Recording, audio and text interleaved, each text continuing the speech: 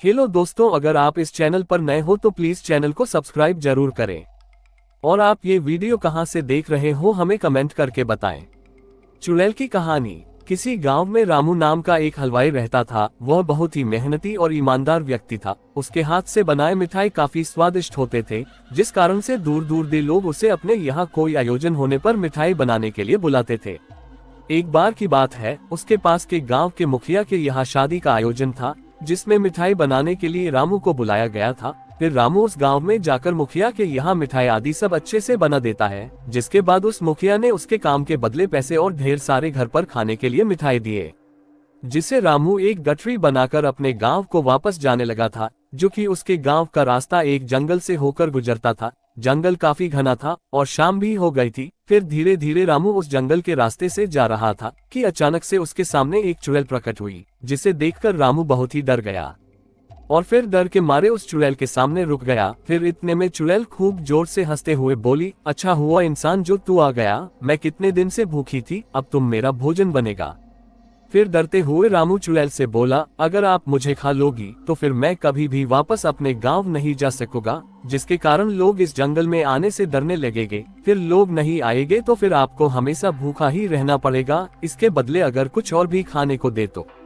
रामू की यह बात सुनकर बोली, फिर और क्या दे सकता है खाने में जिससे उसकी भूख मिट जाए। तो फिर रामू ने कहा, उसके गठरी में ढेर सारे स्वादिष्ट मिठाई है, अगर उसे खाएगी तो निश्चित ही उसकी भूख मिट जाएगी। तो रामू की यह बात सुनकर चुड़ैल बोली, ठीक है, जल्दी से वह मिठाई उसे दे। इसके बाद रामू ने अपने गठरी खोलकर वह सारे मिठाई उस भूखी चुड़ैल को दे दिया। फिर उन स्वादिष्ट मिठाई को खाकर चुड़ैल बोली, तुम्हारे मिठाई बहुत ही स्वादिष्ट है, मुझे बहुत ही अच्छे लगे, इसलिए तुम्हारी जान को छोड़ती हूँ, लेकिन एक शर्त, मुझे फिर से इन मिठाई को आगे भी खिलाना पड़ेगा। तो रामू बोला, वह बहुत ही गरीब है, इसको बनाने के लिए ढेर सारे पैसे चाहिए। फिर वह इतने सारे पैसे कहाँ से लेकर आएगा जिससे वह मिठाई बना सके।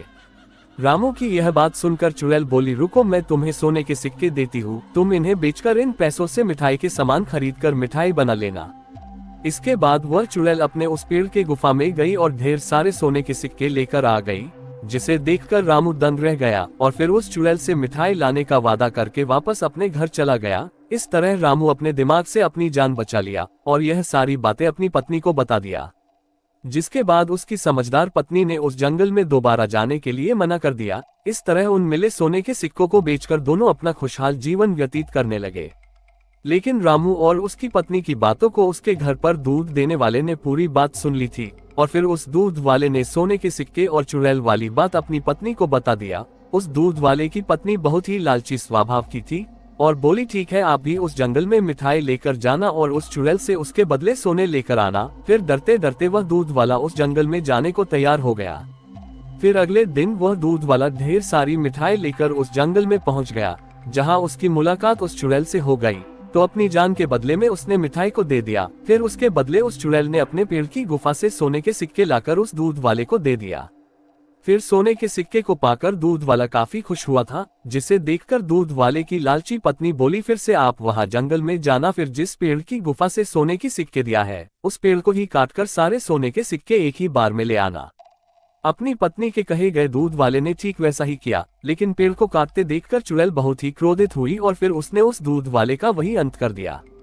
इस प्रकार उस दूध वाले को अपनी लालची पत्नी के चलते जान गंवानी पड़ी। कहानी से शिक्षा। इस कहानी से यही शिक्षा मिलती है कि यदि विपत्ति के समय भी धैर्य से काम ले तो मुसीबत टल जाता है और कभी भी जानबूझकर मुसीबत मोल नहीं लेना चाहिए और कभी भी लालच नहीं करना चाहिए, वरना इन सभी की बहुत भारी कीमत चुकानी पड़ती है। आपको ये कहानी कैसी लगी हमें कमेंट करके बताएं।